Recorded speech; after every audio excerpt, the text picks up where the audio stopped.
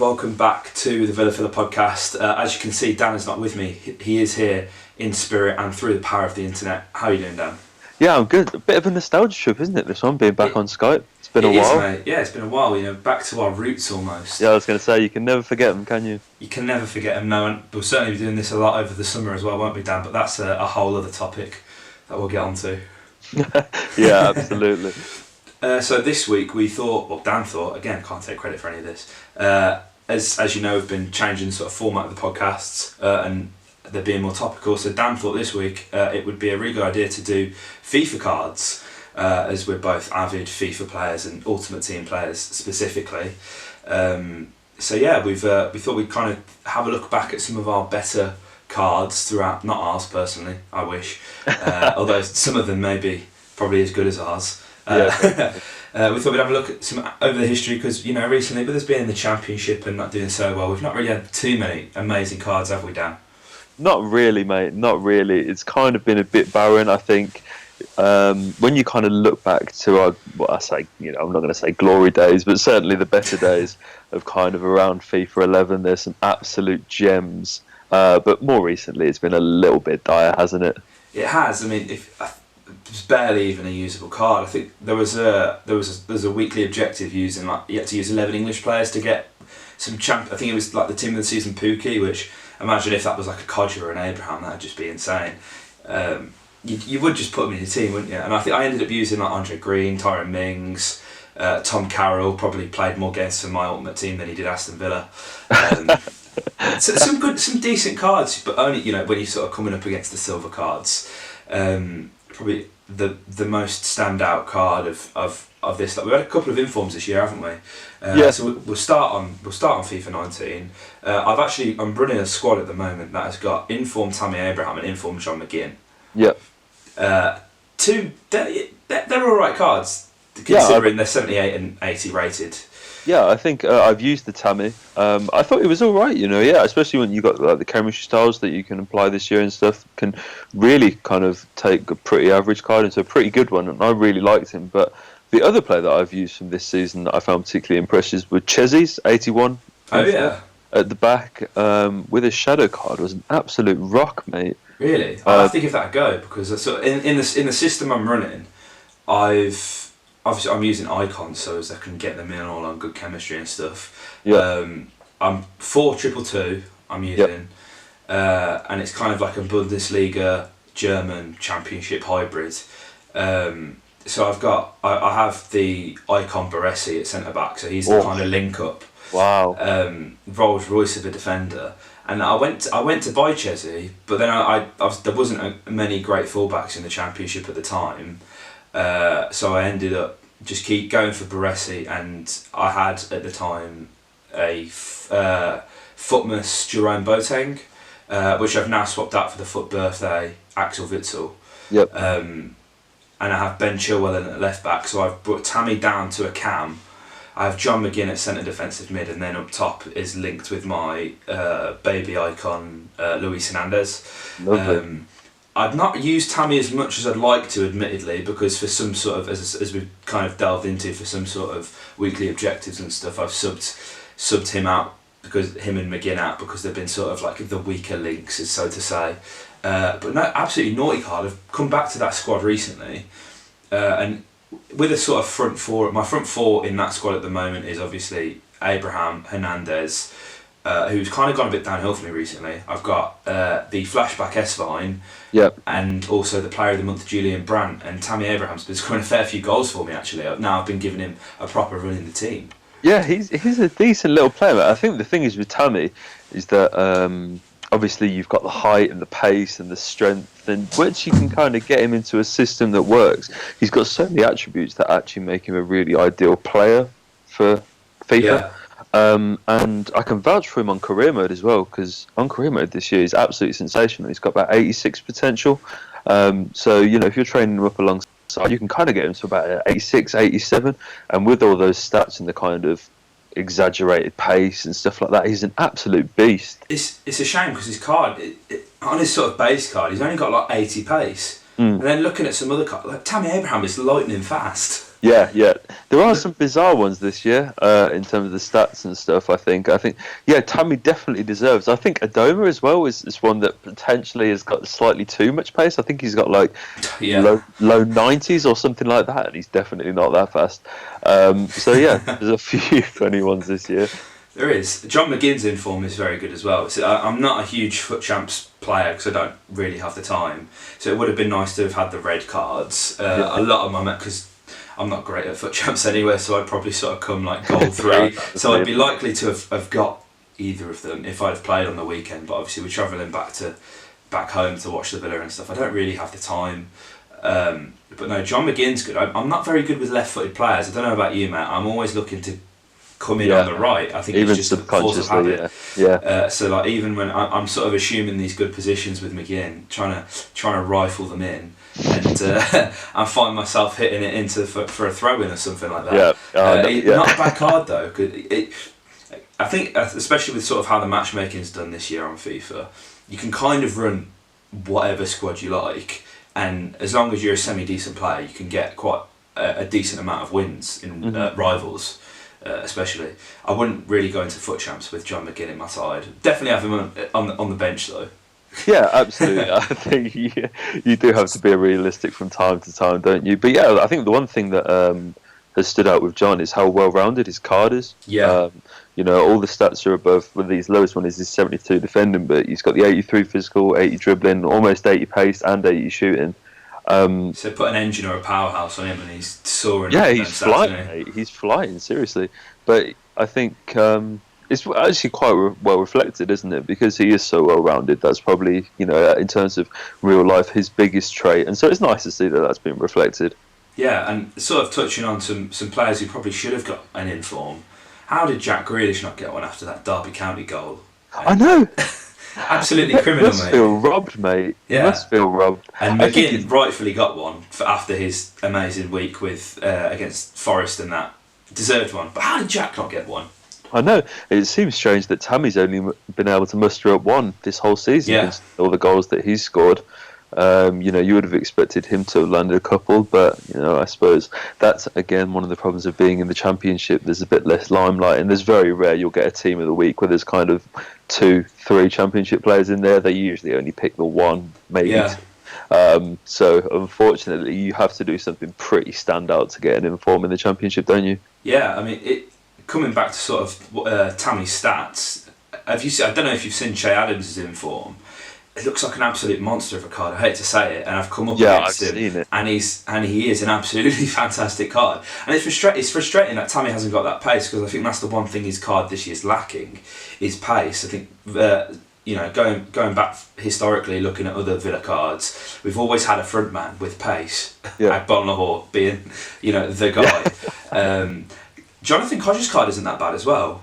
I think believe that 82 pace on Jonathan Codger. Bit of a downgrade, but it's sort of we're coming into that time of the year now where there are going to be more Championship informs just because of the amount of games that are being played, and obviously with the playoffs and stuff, there is generally a couple more players sort of sprinkled in there. I think Mason Mount got one recently. I saw that on the transfer market the other day. I'm not really going to pick him up, but when the team of the season's coming out, which will be in a couple weeks, I don't actually think I'll be here actually for it, and I know you won't, but I always look to try and build a Championship team because there's a good amount. It's a shame that we don't get a dedicated Championship team of the season and it is an EFL one, because I feel like over the past couple of years, if it would have been a Championship one, we'd have had so many players in it. Yeah, mate, it would have been incredible, wouldn't it? And this is the thing, is I love, there's nothing better. As soon as you see a Villa card come out and it's Team of the Week, I surge to get it. I have to play it. And it would have been great. And it's just a shame, actually. One of the cards that I haven't used on this FIFA, if he was at Villa at the time, would have been great, is the Ultimate Scream Tyrone Mings. Oh, mate, he's an absolute monster. The 90 pace. Outright, mate. As I say, in the EFL Team of the Season weekly objective, I used Mings at left back in game, moved him to centre back. The guy's phenomenal, and the little run he did against Leeds the other day. I did that so many times with him in game. It's absolutely unreal. Like, he's so big, and I've used his Ultimate Screen card a little bit, but he kind of gets price fixed because of the stats, and it is a shame that he didn't get transferred over to Villa, because to be fair, he'd probably be extinct on the market, wouldn't he? Yeah, but Jesus, yeah, he looks incredible. I haven't used it as of yet, but I've seen it. I've played against him a few times. A lot of people tend to, because in terms of if you can put him on get forward, arriving at the far stick on those headers from left, mate, it's a danger, mate. That's a problem. That is huge. So yeah, I think that's something that I'd like to check out. To be fair, but again, it's a shame that it doesn't have Villa on the card. Yeah. He'd have come right in my team, then I would have been able to book James Chester for this squad that I'm rocking at the moment. James Chester's actually almost extinct. I think it's because of all of the Icon SBCs. Yeah, it's kind of one of them cheap ones that just gets rinsed through all of them. So I bought him a couple months back for like 12k. I ended up using him in the base Icon SBC, and then I didn't rebuy him, and I think there's only like 3 or 4 on the market. He's kind of price fixed at 40k, and I love you, Chesney, but I don't love you 40k. Like, come on, that's outrageous. Yeah. that is outrageous. I think I paid like 30k for Abraham, and like that's a lot. There's a lot of decent Championship informs though this season. Yeah. I think I can think of Billy Sharp. I think has got like an 83 rated inform. He's going to have a mad team this season, isn't he? Yeah, Dwight Gale as well has got an 84 rated striker card. He also has a right wing card as well, doesn't he? Yeah, I've used that. Is he good? Good. Yeah, I had I built a Championship team and I had informed Tammy up top, Dwight Gale on the right, and then informed Kamil Grzycki. Oh, okay. On the left, and that was really good. I had quite poor timing, but I had informed Click in midfield as well. I tried to build, but interestingly, sort of on a Villa note, Andy Vyman's Championship inform, 88 pace. Pretty decent, isn't it? That's not bad. I'd have thought it'd have been in the 90s though, because he is very rapid, is Andy Vyman.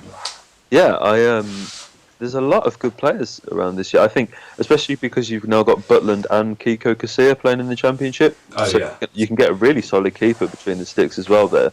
And there's been some really good SBCs that have come out. I think Leroy Fair. Yes. Did he have one? He had a really good one as well. So Forestieri. Yeah, if you can throw the time at it, and you can, there's a really good Championship team you can put together. Do you reckon that's we've spoke about quite a lot on the podcast how we feel the quality of the Championship's improved. Do you reckon that kind of enhances the in-game experience? Because there are a lot of people who don't really rock with Championship size, but this year especially I've been seeing a lot more players included, and can only talk about the quality of the league really then, can't you? Yeah, I think absolutely. I think it reflects a number of things really. I think naturally, I think if you look at Stoke's squad, especially on FIFA this year, they've kind of kept a lot of the players that they went down with, and although they're not really doing it in real life, you can kind of put Butland in there, Martin's Indy, Ryan Shawcross is a very good solid player on FIFA. Joe Allen. Yeah, exactly. There's a lot. Mame Biram's got like 90 pace. Oh mate, he's unreal. When I was doing the objective, he just tore me a new one every time. And that's so. Yeah, I think definitely. I think especially now that a lot of the teams are starting, obviously keeping the stadiums that they had from the Premier League as well. Yeah. When they come down, I think obviously Yannick Bolasie is every FIFA player's like ultimate nostalgia. Like I can't see Yannick Bolasie card without tearing up, because those 5-star skills back a day did me many a favour. Oh, mate. So as much as he didn't really perform at Villa, it was nice to see him in the Championship, I suppose. Do you know, it's a shame that when they decided to do the third round of league SBC players, that he'd already transferred to Belgium, because he would be in so many teams if that was a Villa card. Oh, 100%. Guarantee. 100%, yeah. An 84 rated Yannick Bolasie, 5-star skill moves, 5-star weak foot, 90 plus pace. Absolutely incredible to think about it, mate. But talking about good wingers for Villa, I think we need to throw it back to FIFA 11, and I know who we're going to talk about. Ashley Young. Wow. 2 informs for this guy, just dripping in sauce, mate. It's a beauty. Like honestly, I look at it and a tear comes to my eye. It's that good. The stats are just outrageous. Obviously, it was when you didn't have physical. It was still heading back then. Yeah. You got the 92 dribbling, the 92 pace, 86 shooting. No, I can't say I used it at the time. No. But Villa there's a wealth of informs from Villa that year. Kieran Clark, Collins, Darren Bent, Petrov. I guess there's a bit more light on you when you're in the Premier League. But what a year it was for Villa that year. Unreal, mate. And my first Ultimate team was FIFA 13, and I think I don't even think we had an inform that year. You can correct me if I'm wrong, but I don't remember buying an inform. It was a pretty woeful year, I believe FIFA 13 was Team of the Season Benteke, wasn't it? Or was that FIFA 14? No, FIFA, it was FIFA 13. FIFA 13, Team of the Season Benteke, absolutely. In fact, no, tell a lie. He had a silver inform, and that's the one you want. He was price fixed more than his Team of the Season card was when that came out, and that's absolutely crazy to me. But that was such a good FIFA, man. FIFA 13, my first proper sort of FIFA. I was more of a PES guy before. Yes, I'm going to get probably going to get slammed for this in the comments. No, I'm with you on that, mate. I think everyone was PES until PES 6 has got to be the best football game of all time. When the things that you could do, I remember being able to play on the backs of dinosaurs, just penguins and stuff. Do you remember that? Absolutely real, mate. Them were the days. Bring that back in the next FIFA. Bring that back. Honestly, that's what we give the people what they want, mate. We don't want none of this. Oh, you can tackle whoever and not get sent off. That's a load of bollocks. Well, I want dinosaurs, mate. That's what we want. I think the problem was a Villa on FIFA 13 as well, mate, is I'm looking at the front of the pitch and we've got those Benteke, obviously Gabby, FIFA, any time is a god. But at the back, we have arguably the slowest gold centre-back partnership ever to grace the field in Ron Vlaar and Richard Dunn. Jesus, Richard Dunn. Do you know, you kind of forget that Richard Dunn played for us in 2013-12. It's crazy. There he is, 51 pace and 55 pace, respectively. He must have joined QPR that year. Yeah, he did. But Ron Vlaar did get a winter upgrade. They put it from a 76 to a 78. Well, do you know what, mate? The other day, it was 4 years or 5 years to the day he scored that screamer against Sunderland, wasn't it? Oh, what a goal! What a day that was! That was fantastic, wasn't Imagine if Tyrone Mings did that right now. Oh, the place would just explode. I think he would explode as well. When he went on that run, mate, I was getting a little bit giddy. I genuinely thought he was going to score. Oh my god, here we go. This is it. It was absolutely crazy. But then, I'm kind of glad he didn't actually, because I think it would never have gotten better than that. It's downhill from there, isn't it? But you know what? Axel did the same, and Axel, it's crazy having not one but two ball-playing centre halves. Yeah, I know. They were both feeling very adventurous, weren't they? All throughout the game. But again, you like to see it, don't you? Yeah, you do. You definitely couldn't be doing that on FIFA 13. Not FIFA 13. No, I mean M&EK is there to wipe the floor with you, isn't he?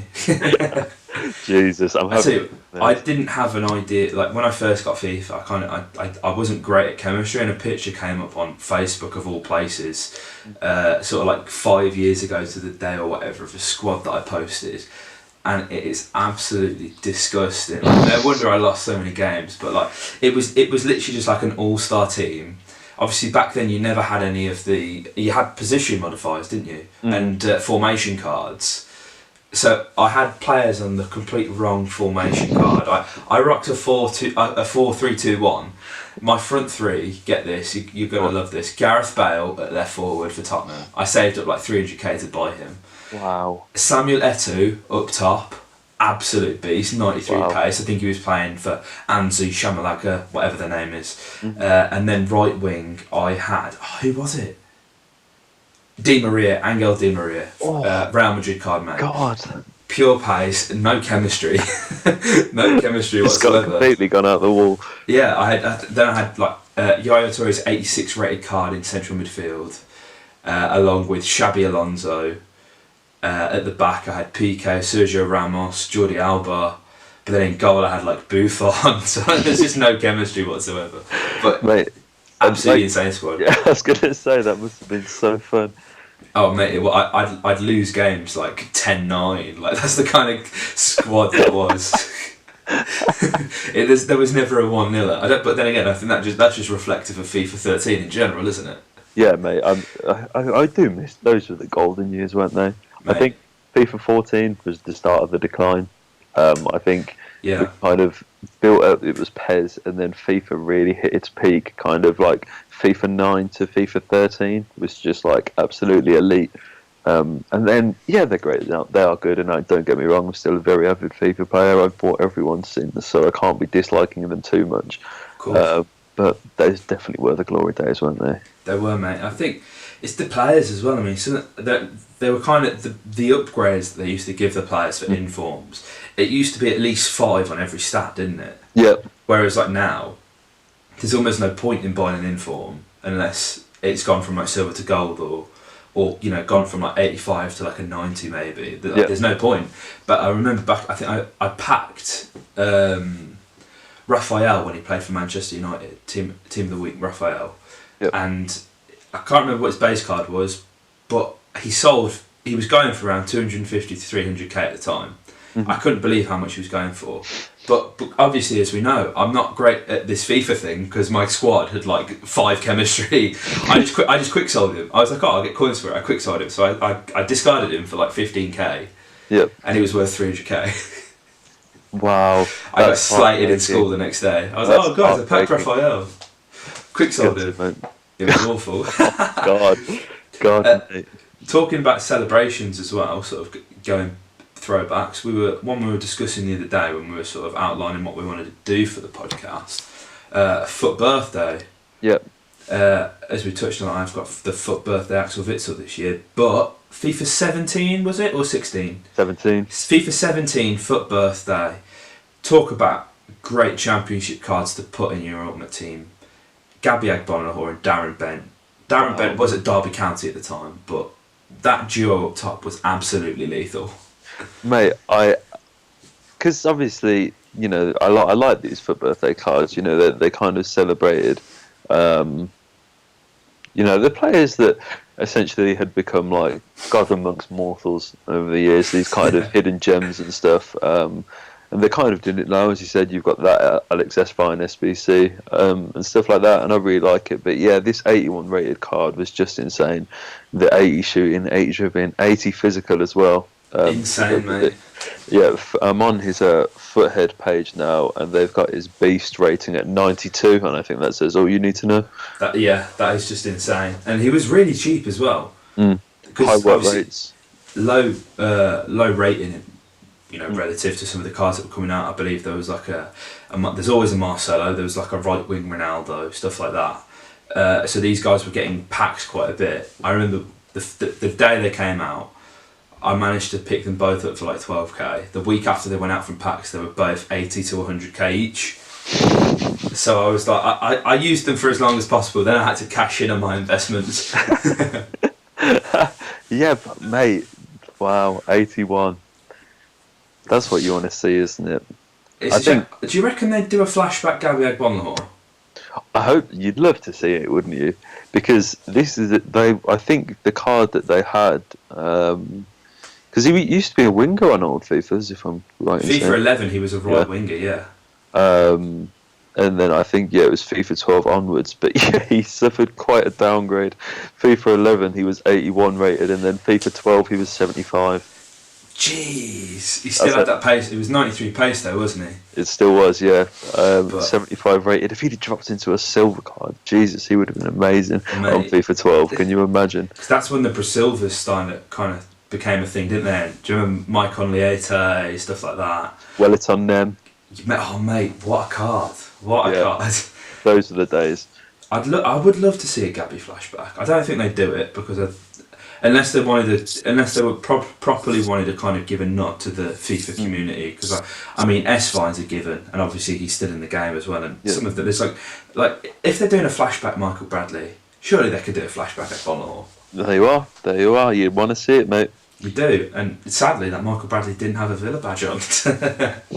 No, Jesus, yeah. Didn't play a lot though, did he? No, that's probably one that most forget about. I think he slept on Brad Guzan's sofa for his sort of month and a half. Yeah, I remember hearing that. Amazing.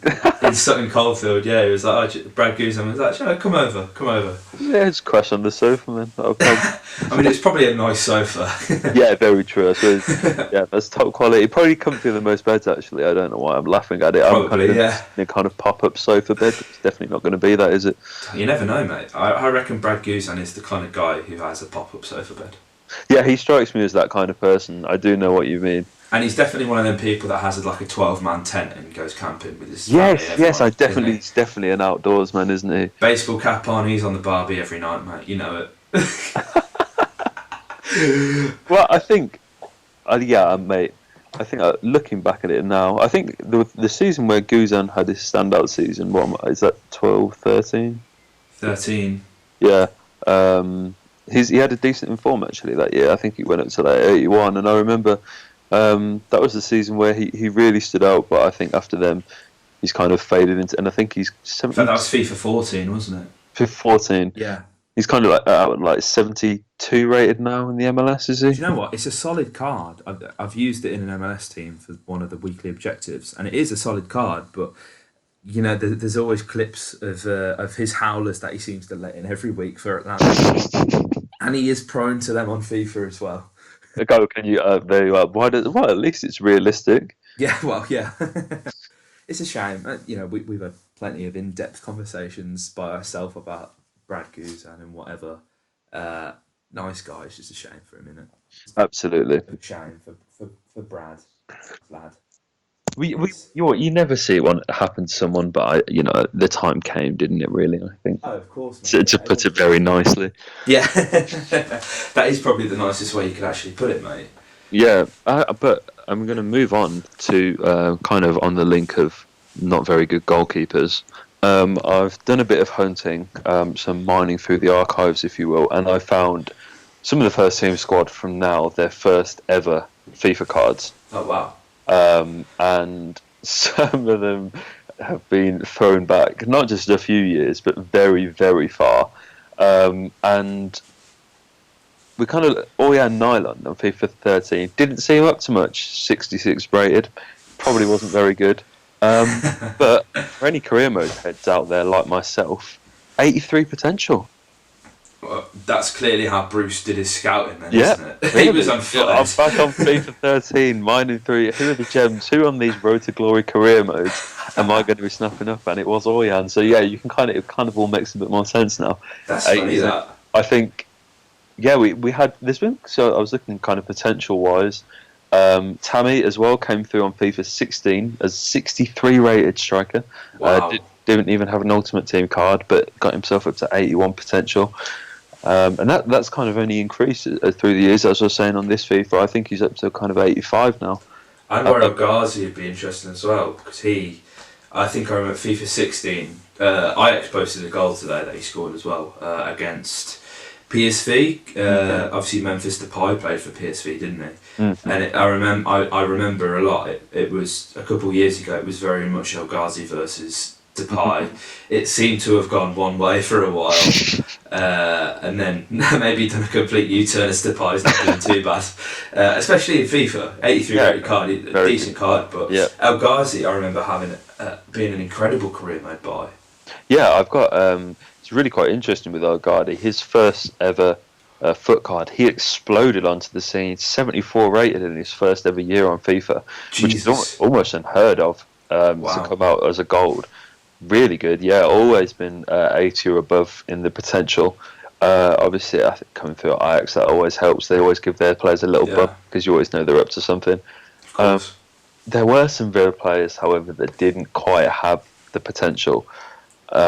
Jed Steer emerged on FIFA 13, 55 rated with sky high potential of 59.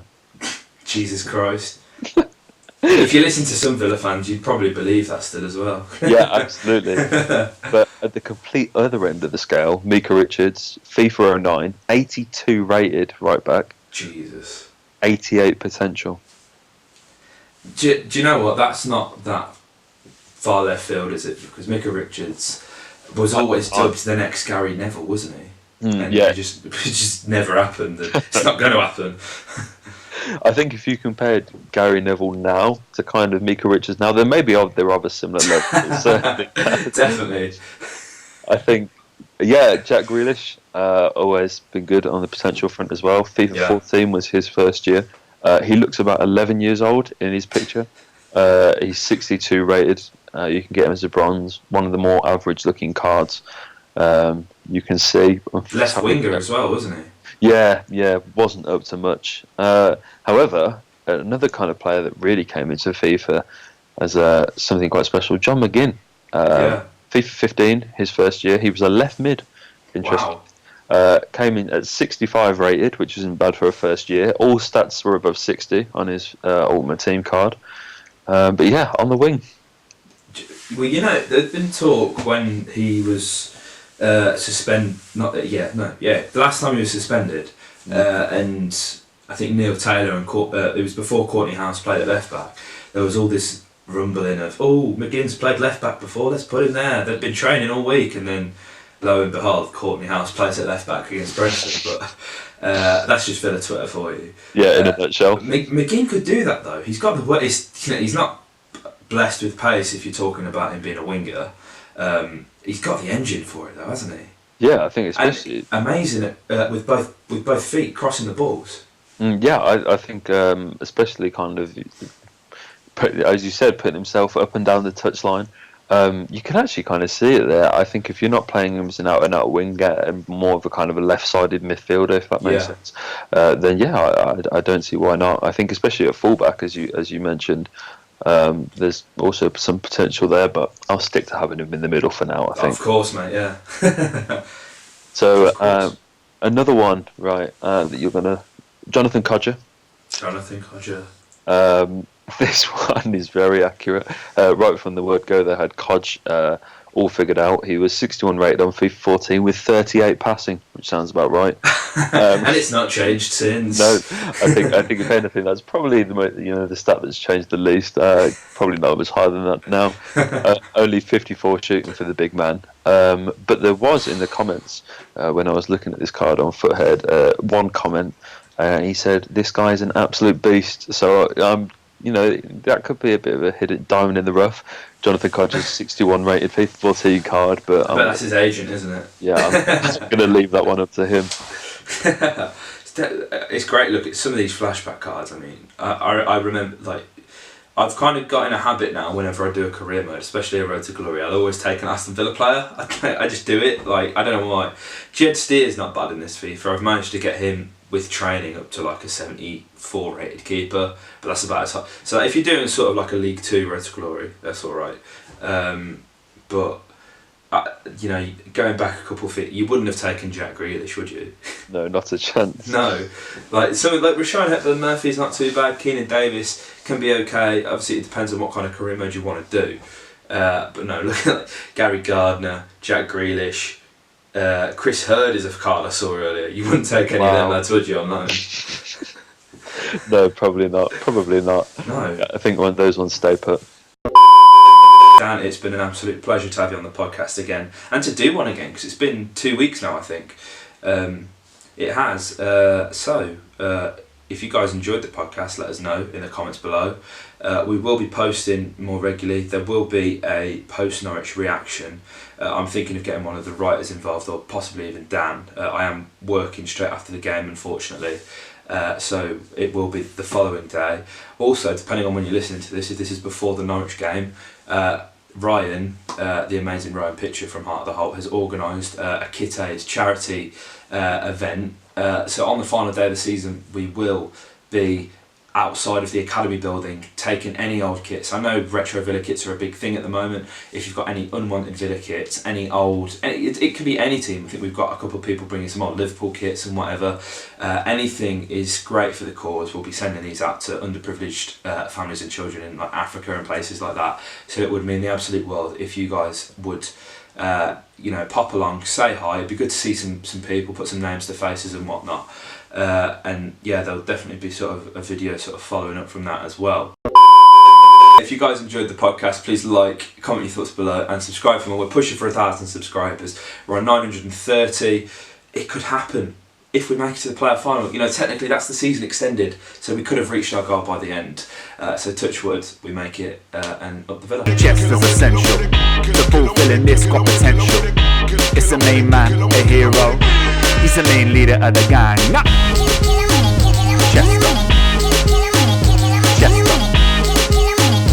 Chester. He's the main leader of the gang now. Chester.